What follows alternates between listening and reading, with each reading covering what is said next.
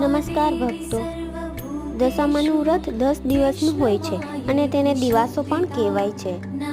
આ વ્રત 24 જુલાઈ એટલે કે અમાસના દિવસથી ચાલુ કરી અને 2 ઓગસ્ટે પૂરું થાય છે. દશામાનું વ્રત અમાસથી શરૂ કરવામાં આવે છે.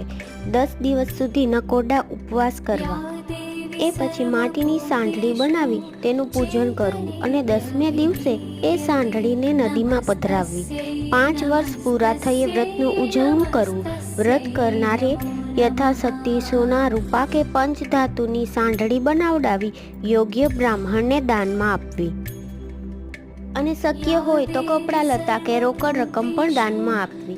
સાચા દિલથી દશામાનું વ્રત કરવાથી આપણી માઠી દશા જલ્દી દૂર થઈ જાય છે અને આપણને સુખ, શાંતિ અને સમૃદ્ધિ પ્રાપ્ત થાય છે. નમસ્કાર.